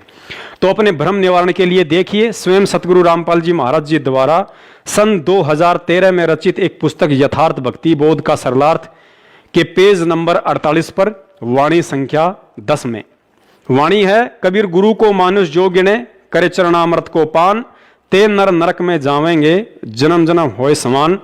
और सरलार्थ में पूज्य गुरुदेव जी ने लिखा है, जो सतगुरु तत्वदर्शी है उसको परमात्मा तुल्य ही मानना चाहिए। यदि साधक ने गुरु धारण कर रखा है और नियमानुसार चरणा अमृत भी पी रहा है और गुरु जी को केवल संत रूप में देखता है और परमात्मा अन्य मानता है तो वह शिष्य पार नहीं हो सकता है। पार नहीं हुआ तो श्वान यानी कुत्ते आदि के शरीर प्राप्त करेगा। कलयुग की इस पिछली पीढ़ी में देखा देखी भेड़ चाल में मस्त होकर कबीर प्रगट दिवस मनाने वाली आत्माओं से प्रार्थना है, सतगुरु रामपाल जी महाराज जी द्वारा किए गए इस वाणी के सरलार्थ की बीच वाली 2 लाइनों पर जमकर आंखें टिका दो। स्थूल शरीर वाली आंखों को नहीं, बल्कि और 2 अन्य तत्व ज्ञान वाली आंखों को, जो हमें सतगुरुदेव से ज्ञान मिलने के बाद प्राप्त हुई है। यहां गुरुजी स्पष्ट कह रहे हैं, यदि साधक ने गुरु धारण कर रखा है और नियमानुसार चरणामृत भी पी रहा है और गुरु जी को केवल संत रूप में देखता है और परमात्मा अन्य मानता है, तो वह शिष्य पार नहीं हो सकता। पार नहीं हुआ तो श्वान यानी कुत्ते आदि के शरीर प्राप्त करेगा। अब समझदार भगत स्वयं विचार कर ले कि पूर्ण तत्वदर्शी संत सतगुरु रामपाल जी महाराज जी से तत्व ज्ञान लेकर और ये भली बाती जानकर कि तत्वदर्शी संत की भूमिका स्वयं परमात्मा कबीर साहिब ही करते हैं, इसके बावजूद भी संत या गुरु रूप में प्रकट परमात्मा के अलावा यदि भगत किसी अन्य को परमात्मा मानकर उनका प्रगट दिवस मनाता है, तो यहां स्पष्ट है कि वह भगत अभी भी अपने सतगुरु को केवल एक संत और परमात्मा किसी अन्य को अर्थात उसी को मानता है जिसका वह प्रगट दिवस मनाता है। तो आदरणीय गरीबदास जी महाराज जी की इस वाणी और सतगुरु रामपाल जी महाराज जी के द्वारा इस वाणी के सरलार्थ अनुसार निश्चय ही ऐसा भगत शरीर छोड़ने के बाद कुत्ते की योनि प्राप्त करने वाला है। दास ये नहीं कह रहा कि कबीर जी परमात्मा नहीं है, परमात्मा तो सकल सृष्टि में अकेले कबीर साहिब ही हैं। लेकिन यदि वह कबीर आज आपके गुरु का रूप धारण करके आपके सामने प्रत्यक्ष है, तो फिर उसी कबीर की 650 साल पुरानी एक फोटो को परमात्मा मानकर उसका प्रगट दिवस मनाना क्या आपके द्वारा अपने ही गुरु की तौहीन नहीं है? पुण्यात्माओं, गुरु और परमात्मा के बीच के इस भेद को मिटाने के लिए ही वह परमात्मा इस पृथ्वी पर सतगुरु बनकर तत्व ज्ञान की बारिश करता है, ताकि आप और हम उन्हें आसानी से पहचान लें कि गरीब निर्गुण सरगुण एक है, दूजा ब्रह्म विकार, निर्गुण साहिब आप हैं और सरगुण संत विचार। अर्थात निर्गुण रूप में सतलोक में विराजमान वह कबीर परमात्मा उस समय सरगुण अवस्था में आ जाता है जब वह अपनी आत्माओं को तत्व ज्ञान देने के लिए पृथ्वी आदि लोक लोकांतरों पर एक संत या गुरु की भूमिका में तत्व ज्ञान प्रचार करता है। परमेश्वर जी ने बताया कि आदरणीय धर्मदास जी व नानक साहिब जी सहित अनेकों आत्माओं का निर्गुण सरगुण को लेकर नकली संतों द्वारा पैदा किया गया भ्रम उस समय समाप्त हो गया जब उन आत्माओं ने सतलोक के सिंहासन पर अन्य तेजोमय रूप में उसी महापुरुष को बैठा पाया, जो महापुरुष एक साधारण संत के रूप में उनका गुरु बनकर उन्हें नीचे से सतलोक लेकर गया था। उसके बाद तो उन आत्माओं में शंका की कोई गुंजाइश ही नहीं रही। और जब यही नज़ारा सतलोक में आदरणीय गरीबदास जी महाराज जी ने भी देखा, तो नीचे आकर कलयुग की वर्तमान बिचली पीढ़ी वाली हम अज्ञानी आत्माओं का मोत या बिंद हटाने के लिए अपने ग्रंथ साहिब में लिखा था कि गुरु को मानुष जो गिणे करे चरणा अमृत को पान, ते नर नरक में जाएंगे जन्म जन्म होए समान। पुण्यात्माओं, एक विशेष विचारणीय बात और है। जिस तरह आज स्वयं वह कबीर परमात्मा एक संत अर्थात सतगुरु रामपाल जी महाराज जी के रूप में आकर और अपने आप को छुपाते हुए यह कहकर कि मैं तो उस कबीर परमात्मा का भेजा हुआ पैगंबर हूं, संदेश वाक हूं, परमात्मा तो कबीर साहिब हैं जो सतलोक में रहते हैं। ठीक इसी प्रकार जब यही परमात्मा जिंदा महात्मा यानी एक संत रूप में आदरणीय धर्मदास जी, नानक साहिब जी, गरीबदास जी व मलुकदास जी सहित दादू जी को मिले, तो उन्हें भी यही कहा करते थे कि भाई मैं तो उस परमात्मा का भेजा हुआ नुमाइंदा हूं, परमात्मा तो सत्य पुरुष है जो सतलोक में रहता है। और साथ में यह भी बताया कि वह परमात्मा सतयुग में सत्सुकृत, त्रेता में मुनिंद्र और द्वापर युग में करुणामय ऋषि के रूप में एक तालाब पर कमल के विकसित फूल पर प्रकट हुआ था। उनकी परवरिश कंवारी गायों के दूध से हुई थी। लेकिन इसके बावजूद उन आत्माओं ने कभी भी ऋषि करुणामय, ऋषि मुनिंद्र का प्रगट दिवस नहीं मनाया, क्योंकि सतलोक देखने के बाद जैसा कि पहले ही बताया जा चुका है कि उन सभी आत्माओं का भ्रम निवारण हो चुका था कि कौन मुनिंद्र और कौन करुणामय। जो भी कुछ है वो केवल यही है जो आज हमारी पकड़ में है और जिसने सतगुरु रूप में आकर हमें नाम दीक्षा दी है और आत्म कल्याण का मार्ग बताया। पुण्यात्माओं, आज अपना आंकलन हमें स्वयं ही करना होगा कि पूर्ण सतगुरु से तत्व ज्ञान मिलने के बाद और उन महान आत्माओं के द्वारा आंखों देखा सतलोक का वर्णन करने के बावजूद भी सतगुरु के ज्ञान को आधार ना बनाकर किसी के भी इशारों पर कहीं भी प्रतिवर्ष कबीर प्रगट दिवस में शामिल होकर हम आदरणीय गरीबदास जी महाराज जी की इस वाणी के अनुसार सतलोक की तरफ कदम बढ़ा रहे हैं या कुत्ते की योनि की तरफ। सतगुरुदेव जी ने सत्संगों में बताया कि एक समय जब जबरील नाम का देवता हजरत मोहम्मद जी को ऊपर लेकर गया तो रास्ते में उन्हें एक ऐसा व्यक्ति दिखाई दिया जो स्वर्ग की तरफ देखता था तो खुश होता था और नरक लोक की तरफ देखता था तो रोता था। हजरत मोहम्मद जी के पूछने पर जबरील ने बताया कि यह बाबा आदम है, स्वर्ग में इसके नेक बच्चे हैं जिन्हें देखकर यह खुश होता है और नरक में भी इसी के नालायक बच्चे हैं जिन्हें देखकर यह रोता है। तो पुण्यात्माओं, आज वो हालत हम नीच आत्माओं की वजह से हमारे सतगुरुदेव जी की हो रही है। कलयुग की पिछली पीढ़ी में हमें मानव जन्म देकर सतगुरु रूप में वह परमात्मा खुश होता है और बार बार हमें पुण्यात्माओं शब्द से संबोधित करता है, तो दूसरी तरफ वह परमात्मा तत्व ज्ञान की इतनी बारिश करने के बाद भी हमारी भेड़ चाल को देखकर सत्संग करते करते रोने भी लगता है, क्योंकि पिता होते हुए भी उसे अपने पिता होने के सैकड़ों प्रमाण देने पड़ रहे हैं।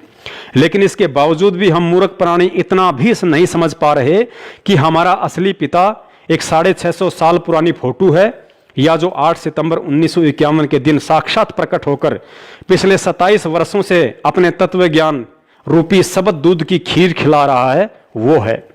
पुण्यात्माओं, हमारी बुद्धि इतनी मलिन हो चुकी है कि हम केवल उसी तरह से प्रकट रूप को परमात्मा मानते हैं जिस रूप में वह परमात्मा शिशु रूप धारण करके कमल के फूल पर प्रकट होता है। लेकिन क्या हमने कभी सतगुरुदेव जी के सत्संगों को गहराई से सुनकर विचार किया है जिसमें उन्होंने स्पष्ट संकेत किया हुआ है कि परमात्मा जिस उद्देश्य को लेकर यहां प्रकट होते हैं उसे पूरा करके ही जाते हैं। अब हमने इन 4 पंक्तियों को बहुत ही गहराई से समझना पड़ेगा कि परमात्मा जिस उद्देश्य को लेकर यहां प्रकट होते हैं उस उद्देश्य को पूरा करके ही जाते हैं। सतयुग, त्रेता, द्वापर और कलयुग में परमात्मा कबीर साहिब जी शिशु रूप में एक विकसित कमल के फूल पर प्रकट होने की लीला मात्र इसलिए करते हैं क्योंकि वेदों में परमात्मा के शिशु रूप में प्रकट होने वाली उस महिमा को यथावत बनाए रखना होता है।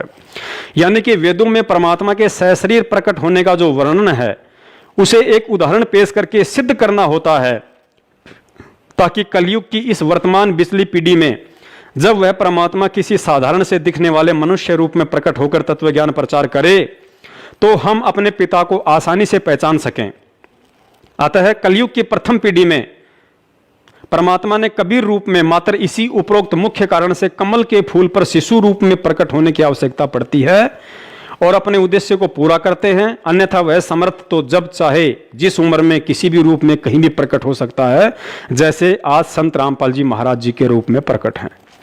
उसके 250 साल बाद वही परमात्मा बंदी छोड़ गरीबदास जी महाराज जी के रूप में हमारी चरम दृष्टि को धोखा देते हुए पुनः छुड़ानी में प्रकट हुए। बावड़िया, छोरी का छोरा और गरीबू कहलाया, लेकिन अपने उद्देश्य को पूरा करके चलता बना।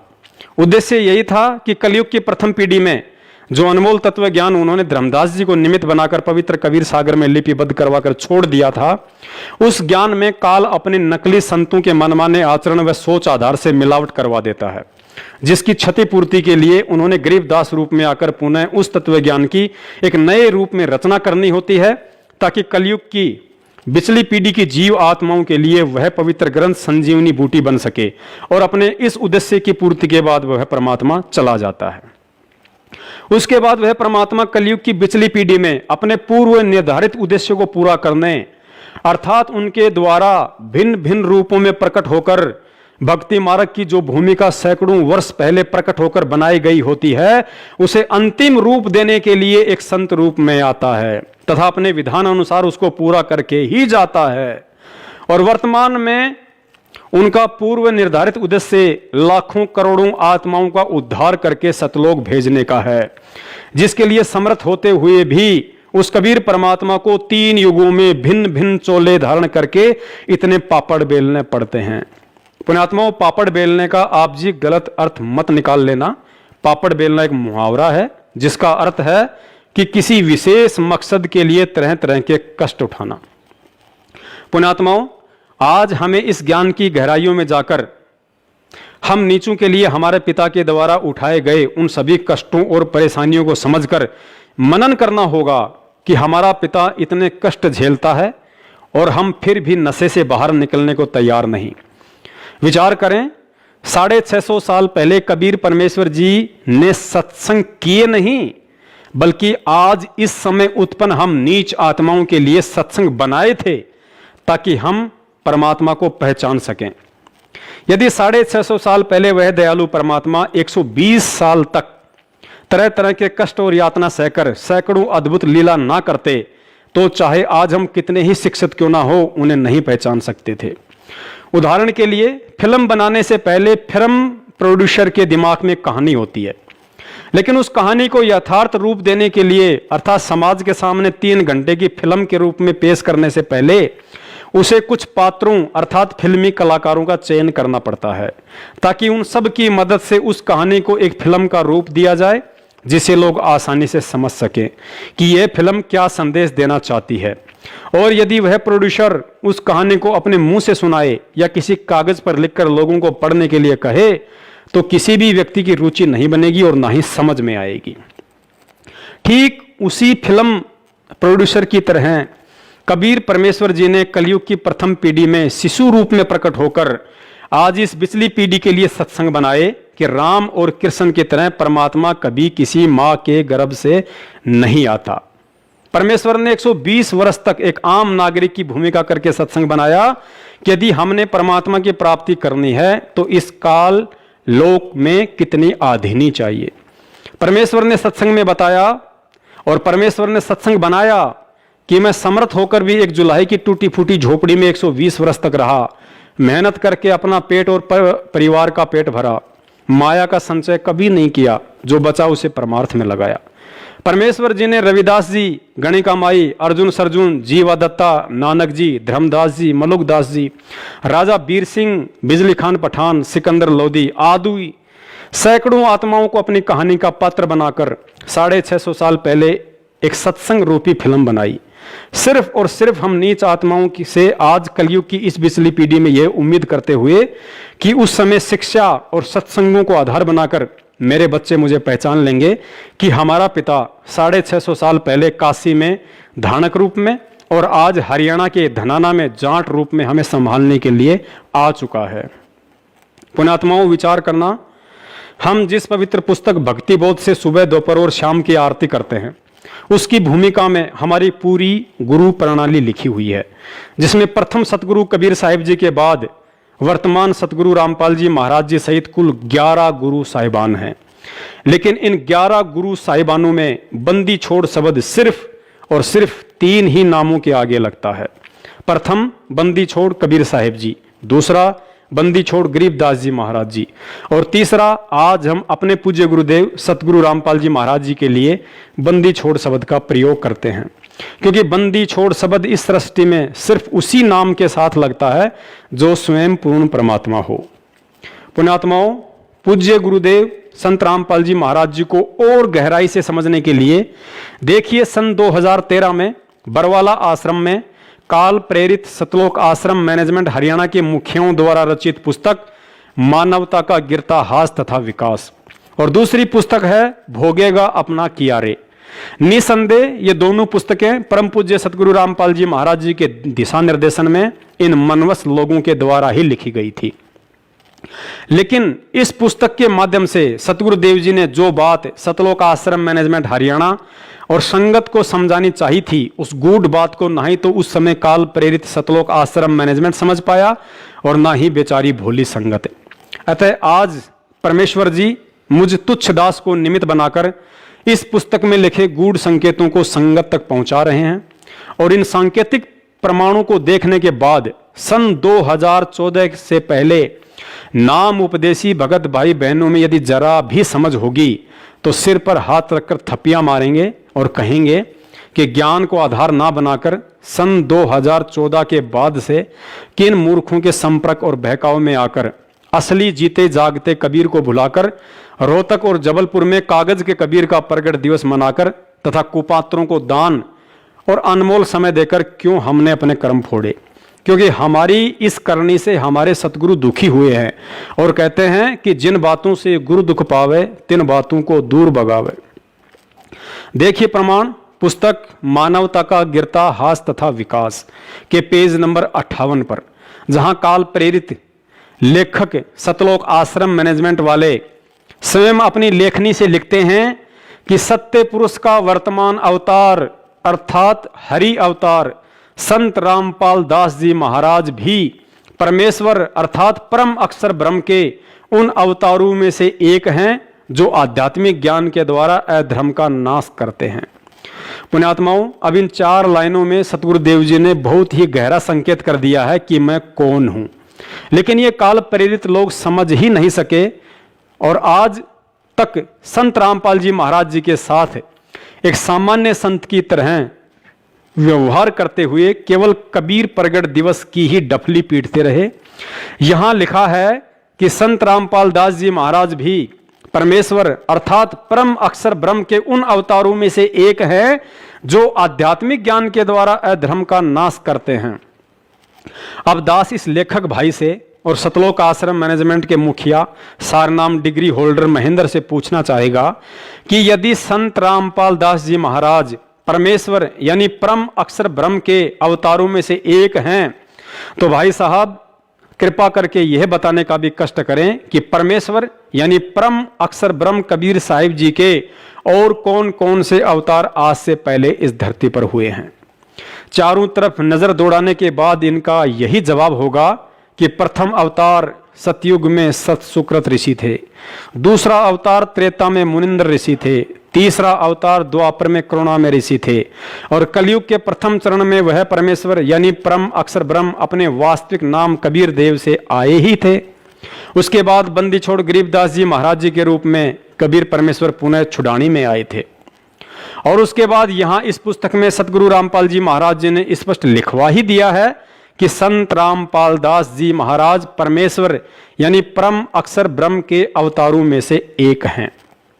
पुण्यात्माओं, अब आप जी गहनता से परमेश्वर के तत्व ज्ञान आधार से विचार करना कि परम अक्षर ब्रह्म यानी कबीर साहिब जी काल निरंजन दुर्गा और ब्रह्मा विष्णु महेश की तरह अपने अंश अवतार सर्जन नहीं करते हैं, क्योंकि वह परमात्मा इन सभी देवी देवताओं और काल निरंजन की तरह किसी अन्य समर्थ शक्ति के ना ही तो अधीन है और ना ही असहाय है। अतः अवतार रूप में भिन्न भिन्न चोले धारण करके कबीर परमेश्वर स्वयं ही प्रकट होते हैं। विचार करें, सतयुग में सतसुकृत से लेकर कलयुग में कबीर नाम से वह परमात्मा किसी माँ के गर्भ से जन्म लेकर आया था या प्रकट हुआ था, बताने की जरूरत नहीं है।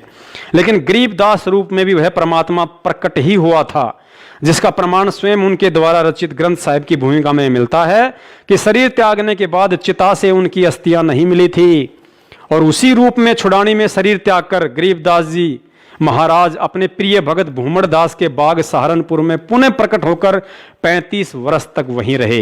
अतः समझदार भगत को समझने के लिए उनकी यही लीला पर्याप्त है कि गरीबदास जी महाराज जी के रूप में परमेश्वर कबीर साहिब जी माँ के गर्भ से आए थे या प्रकट हुए थे। और पुख्ता प्रमाण के लिए आदरणीय गरीबदास जी महाराज हमारी तरह कोई आत्मा थी या स्वयं परमात्मा थे। सुनिए 3 मिनट का अनमोल सत्संग, जिसमें सतगुरुदेव जी ने आदरणीय गरीबदास जी महाराज जी को स्वयं कबीर साहिब जी का अवतार बताया और यह भी स्पष्ट किया है कि कबीर साहिब और गरीबदास जी दोनों एक ही थे, केवल नाम की भिन्नता थी, शक्ति में कोई अंतर नहीं था। और अंत में योगियों का जिक्र करते हुए कहा कि वे परमात्मा थे। बंदी छोड़ सतपुरुष स्वरूप कबीर साहब तथा उन्हीं के अवतार बंदी छोड़ गरीबदास जी महाराज की अमृतमयी वाणी का खुलासा, सरलार्थ, भावार्थ व सारांश आज तीसरा दिन है सतगुरु की कृपा से। बंदी छोड़ की वाणी के अंदर वो रहस्य छुपा हुआ है जो कि आम भक्त आम संत के बस की बात नहीं कि इसमें से वो रहस्य को निकाल सके। उनकी अपनी कृपा जिस पर हो जाती है वही इस बात को ढूंढ सकता है कि सतगुरु महाराज इस वाणी के माध्यम से हमें क्या समझाना चाहते हैं। कथा कोई सुना रहे हैं और उसके अंदर समझा कोई और बात रहे।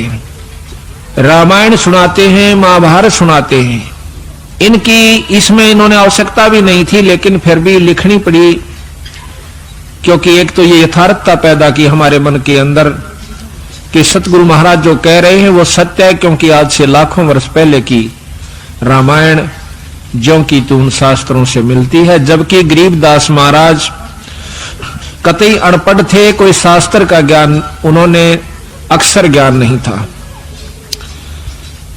वो पढ़े लिखे नहीं थे, लेकिन वो परमात्मा थे, इस बात का उन्होंने सिद्ध किया। आज से लाखों वर्ष पहले कि जो भी घटनाएं घटी और जो शास्त्र प्रमाण देते हैं हिंदू और मुसलमान धर्मों के, वो ज्यों के त्यों बंदी छोड़ ने लिखवाए, ये प्रमाण करने के लिए कि मैं जो कह रहा हूं वो सत्य है। यही कबीर साहब ने लाखों वर्ष पहले की, और साथ में योगियों की वो उपलब्धियां जो कि युग बीत जाते हैं उनको जब प्राप्त होती है, वो ज्यों की त्यों बंदी छोड़ने सारा कुछ इसके अंदर वर्णन करके दिया। उन योगियों की उपलब्धियां बताई कि कौन सा ऋषि ने क्या उपलब्धि की, क्या साधना की, उसके प्रति उसने क्या उसके प्रति पाया फलस्वरूप, और फिर उससे आगे उसके साथ क्या बना, ये भी बंदी छोड़ ने इसमें लिख रखा है।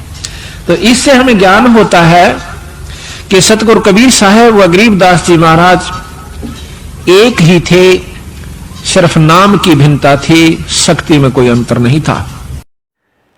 पुण्यात्माओं, उसके बाद इस पुस्तक मानवता का गिरता हाथ तथा विकास में स्वयं सतगुरु रामपाल जी महाराज जी ने इन अनाड़ियों से गूढ़ बात लिखवा दी कि संत रामपाल दास महाराज जी भी परमेश्वर परम अक्षर ब्रह्म के उन अवतारों में से एक हैं। तो अब स्वतः ही सिद्ध हो जाता है कि जब सतयुग के सतसुकृत अवतार से लेकर कलयुग के गरीबदास जी महाराज जी तक सभी के सभी अवतार अपनी लीला करने के लिए मां के गर्भ से जन्म ना लेकर प्रकट हुए हैं, तो भला सतगुरु रामपाल जी महाराज जी आखिर कैसे किसी मां के गर्भ से जन्म लेकर आएंगे। अर्थात आज पृथ्वी पर परम अक्षर ब्रह्म कबीर साहिब जी पूर्व के अवतारों की भांति सतगुरु रामपाल जी महाराज जी के चोले में स्वयं अवतरित प्रकट परमात्मा है, और उनका भगत होकर वही इंसान दुनिया का सबसे मूर्ख व्यक्ति समझा जाएगा जो इतने प्रमाणों के बावजूद भी 8 सितंबर के दिन सतगुरु प्रगट दिवस के बजाय कबीर प्रगट दिवस ही मनाता रहेगा। अभी भी अगर किसी का मन नहीं मान रहा हो तो देखिए इसी पुस्तक के पेज नंबर 66 पर एक और पुख्ता प्रमाण, जहां सतगुरुदेव जी ने स्पष्ट लिखवाया है कि 12वें पंथ गरीबदास जी वाले पंथ में मैं परमेश्वर कबीर जी ही स्वयं चलकर आऊंगा, तब संत गरीबदास जी द्वारा प्रकट की गई वाणी को मैं कबीर परमेश्वर प्रकट होकर समझाऊंगा। अब पुण्यात्माओं को निपट अंधा और मोतियाबिंद का ही शिकार होगा जो यह प्रमाण देखकर भी नहीं समझ पाएगा, जिसमें गुरुदेव ने साफ साफ कह दिया है कि 12वें पंथ में मैं कबीर परमेश्वर स्वयं ही आऊंगा और प्रकट होकर संत गरीबदास जी की वाणियों का मतलब समझाऊंगा। अब सर्वविदित है कि आदरणीय गरीबदास जी महाराज जी की वाणियों को श्री आसाराम बापू या राम रहीम जी ने तो समझाया नहीं है, और जिन्होंने समझाया है उन्हें आप जानते ही हैं। फिर हर साल जून के महीने में कागज के फोटो को भगवान मानते हुए उसका प्रकट दिवस मना कर आखिर कब तक अपनी अंधता, मूर्खता और अज्ञानता का प्रमाण देते रहोगे? क्योंकि आप जिस दाढ़ी मूंछ वाली फोटो को परमेश्वर का असली स्वरूप मान रहे हो, यह आपकी मूर्खता है, जिसके विषय में गुरुजी स्वयं कह चुके हैं कि आप जो चित्र देख रहे हैं यह प्रभु का वास्तविक चित्र नहीं है। एक प्रमाण आपको और देते हैं कि 650 साल पहले ही नहीं बल्कि सतयुग, त्रेता और द्वापर में भी परमेश्वर कबीर साहिब जी अपने सतलोक वाले वास्तविक स्वरूप में कभी नहीं आए। पुण्यात्माओं, इन 21 ब्रह्मांडों में यदि परमेश्वर कबीर साहिब जी के असली स्वरूप से कोई परिचित है तो केवल 2 ही प्राणी है, पहला काल भगवान और दूसरा उनकी पत्नी दुर्गा है। प्रथम सतयुग में जब परमेश्वर कबीर साहिब जी सतसुकृत रूप में इस पृथ्वी पर आए तो अपने पुत्र जोगजीत जी के रूप में आए थे, क्योंकि सतगुरुदेव जी ने बताया कि प्रथम सतयुग में पृथ्वी लोक पर आने से पहले तपतशिला पर काल और परमेश्वर जी की बातचीत हुई थी।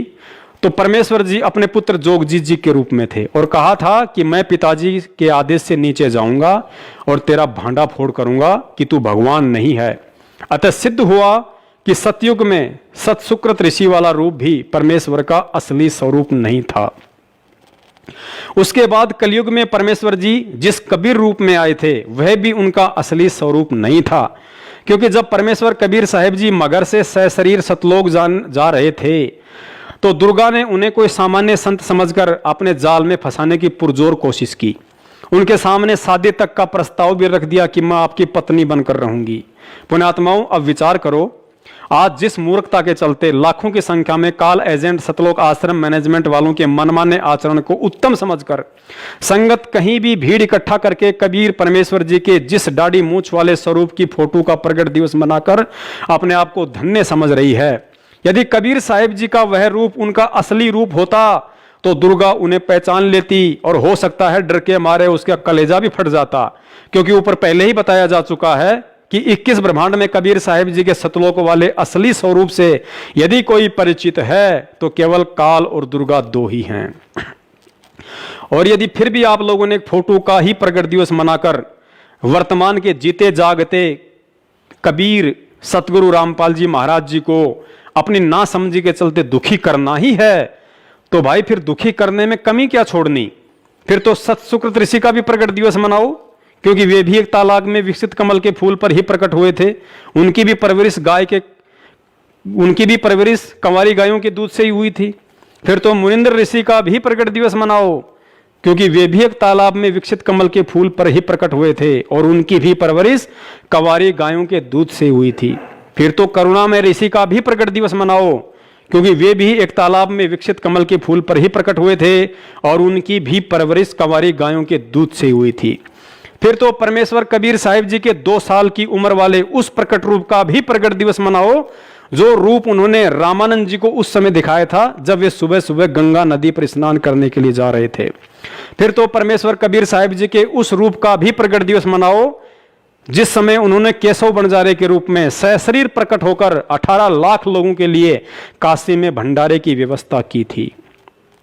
फिर तो परमेश्वर के उस सुपच सुदर्शन रूप का भी प्रकट दिवस मनाओ जिस रूप में प्रकट होकर उन्होंने पांडवों की यज्ञ सफल की थी। फिर तो परमेश्वर कबीर साहिब जी के उस बरहा अर्थात सुवर रूप का भी प्रकट दिवस मनाओ जिस रूप में प्रकट होकर उन्होंने शंखासुर के द्वारा वेदों को समुद्र में डुबोने से बचाया था। फिर तो परमेश्वर के उस रूप का भी प्रकट दिवस मनाओ जिस बांदी रूप में प्रकट होकर उन्होंने राजा अब्राहिम सुल्तान की सेज पर सोने के कारण 3 कोरड़े खाए थे। फिर तो परमेश्वर के उस रूप का भी प्रकट दिवस मनाओ जिस नरसिंह रूप में प्रकट होकर उन्होंने प्रहलाद भगत की रक्षा की थी। फिर तो परमेश्वर जी के उस श्री कृष्ण रूप का भी प्रकट दिवस मनाओ जिस समय उन्होंने पीपा और सीता के लिए समुद्र में द्वारिका और बाल गोपाल रचे तथा स्वयं श्री कृष्ण रूप बनाकर उनके साथ 7 दिन तक वहीं रहे। फिर तो परमेश्वर जी के उस सिंह रूप का भी प्रकट दिवस मनाओ जब उन्होंने दिल्ली के दरबार में पीलवान, हाथी और सिकंदर लोदी को दर्शन दिए थे। फिर तो परमेश्वर के उस पार्वती रूप का भी प्रकट दिवस मनाओ जिस रूप में प्रकट होकर उन्होंने भस्मागिरी को भस्म किया था और फिर विष्णु रूप धारण करके शंकर भगवान को भस्मासुर की राग दिखाकर भयमुक्त किया था, अर्थात उस विष्णु वाले रूप का भी प्रकट दिवस मनाओ। फिर तो परमेश्वर के उस मालन रूप का भी प्रकट दिवस मनाओ जिस रूप में प्रकट होकर उन्होंने राजा अब्राहिम सुल्तान को एक बेर के झगड़े पर थप्पड़ मारा था। और भी लाखों करोड़ों रूप में वह परमेश्वर इस पृथ्वी पर प्रकट होता रहता है। अतः एक अकेले कबीर रूप का प्रकट दिवस मनाने वाले 80% भोली आत्माओं से प्रार्थना है आप बारी बारी परमेश्वर के इन सभी उपरोक्त प्रकट रूपों का प्रकट दिवस मनाओ ताकि तुम्हारी नादानी और नासमझी पर आज वर्तमान में प्रकट वह परमेश्वर बाबा आदम की तरह कबीर प्रकट दिवस मनाने वालों को देखकर दुखी हो और सतगुरु प्रकट दिवस मनाने वालों को देखकर प्रसन्न हो। तो पुण्यात्माओं, अब दास अपनी वाणी को विश्राम देता है। कहने को तो परमेश्वर की महिमा के विषय में दास के पास इतना मटेरियल है कि जीवन समाप्त हो सकता है, लेकिन शब्द नहीं। लेकिन इस बात का निष्कर्ष सिर्फ दास के कहने और आपके सुनने तक ही सीमित नहीं है। दास तो पिछले वर्ष से ही सतगुरु प्रकट दिवस मना रहा है, क्योंकि आने वाले समय में तो पूरी दुनिया ही सतगुरु का प्रकट दिवस मनाएगी।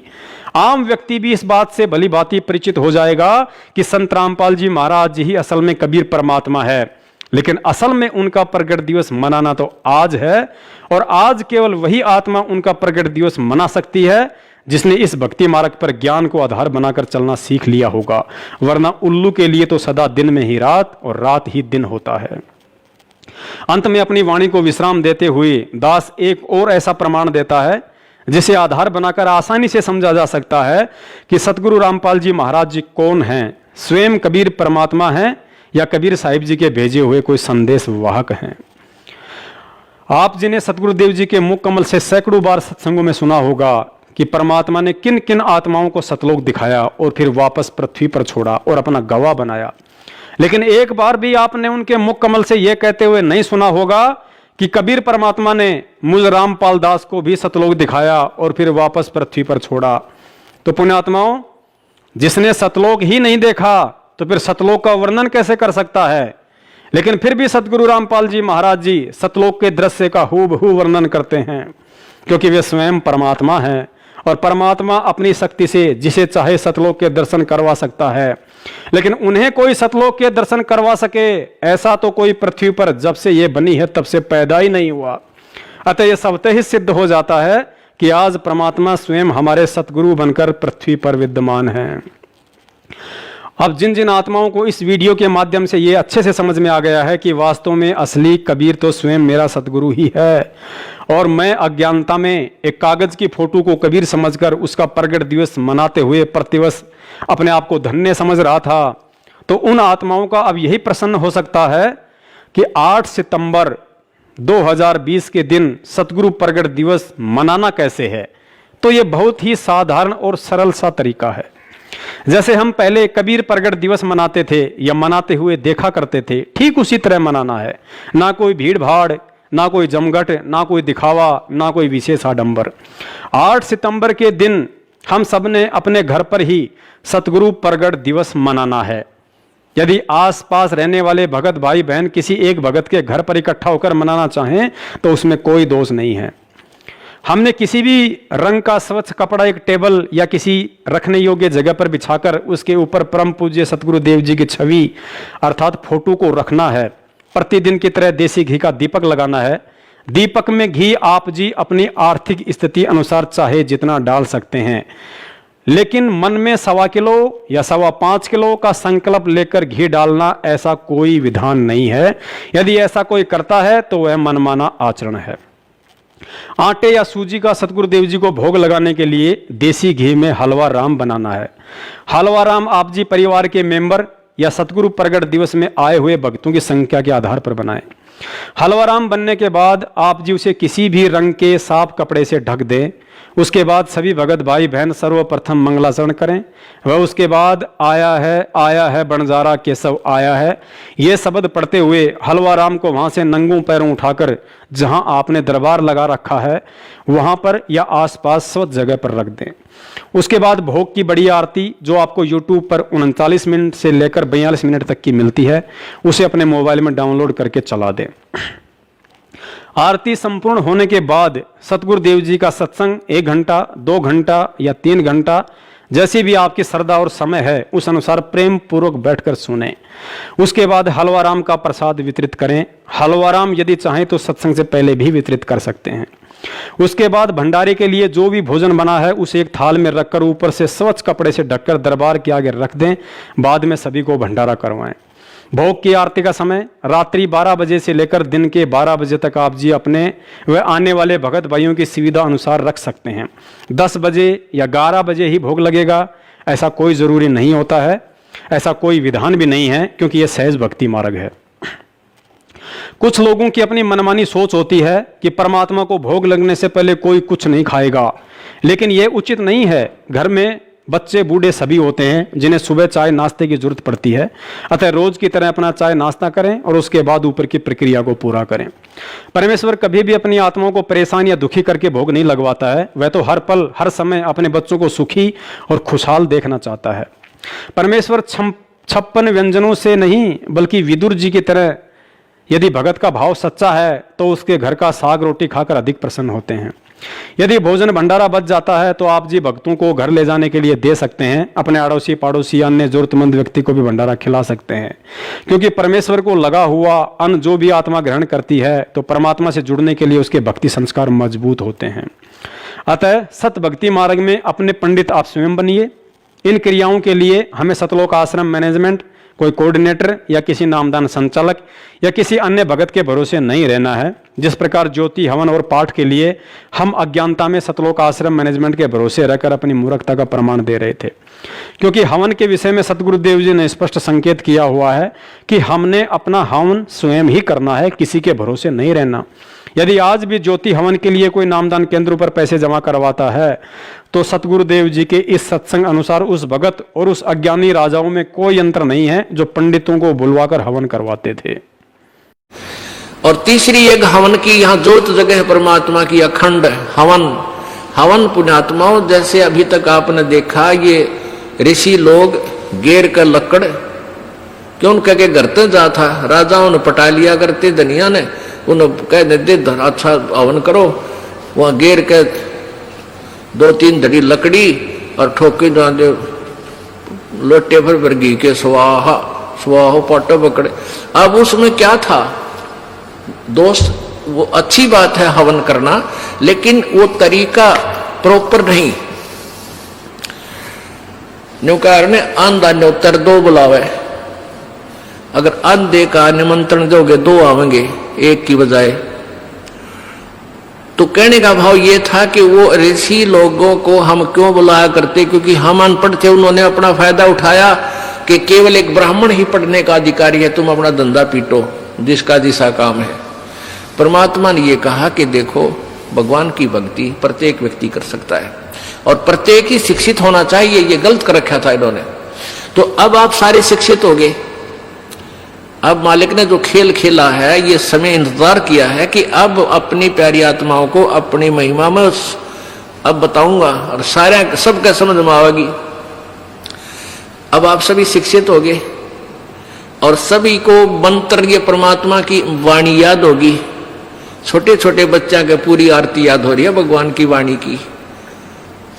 अब एक रुई, एक 1.5 ग्राम 2 ग्राम रुई लगेगी, एक जोत बना दे, खड़ी जोत लगा दी, उसमें घी डाल दिया जितनी आपकी इच्छा है, 1 कटोरा भर दे, सारा दिन जलाए।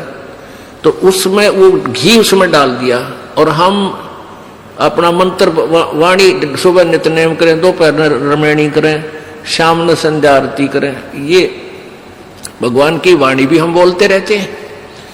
तो वो भी हवन हो रहा है। उस लकड़ियों वाले हवन की तुलना में ये हवन श्रेष्ठ है, क्योंकि इसमें आप एक 100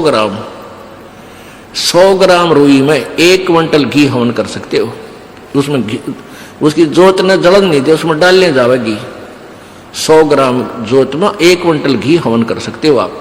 और लकड़ियां में 1 क्विंटल घी हवन करने के लिए कम से कम भी 20 किलो तक कम से कम लकड़ी जला देते हो। तो उन लकड़ियों के जलने से कार्बन डाइऑक्साइड अधिक होती है। उस 2 धड़ी यानी 20 किलो लकड़ी समाप्त की जलने की तुलना में एक 100 ग्राम रुई की का प्रदूषण उससे कई हजार गुना कम होगा। तो हमने ये अपनाना है। तो हम अपना हवन डेली करें हैं। अब क्या करा करते, कोई मृत्यु होगी, बुलाओ गुरुजी ने और हमारा हवन करियो 2-3-4 दिन। वो 2 दिन के हवन में किला टूट गया। रोज करो हवन अपना, एक जोत लगा दे, सुता उठ के हाथ पैर धो ले, नहान का ना फुर्सत मिले, कोई जरूरी ना होती नहाना। इसमें नहाए धोए क्या भ्याज है, मन का मैल ना जाए और मीन सदा जल में रहे, धोए बास ना जाए। अंदर से अंतःकरण साफ हो, हाथ पैर जरूर धो ले, क्योंकि धार्मिक वस्तुओं का हाथ लगाने। और जोत ला दे, अपना मंत्र करता रहे, काम करता रहे, अपनी आरती बोल ले, जा नित्यनेम भी कर ले, रोटी पोए जा, नित्यनेम चलता रहे। आजकल तो आधुनिक बहुत से उपकरण हो गए हैं, वैसे भी याद हो जाते हैं कुछ दिनों में। और नहीं बैठ के अपनी किताब लेकर वह पढ़ ले। अब हवन हो गया तो हम अपना काम आप करेंगे जब बात बनेगी।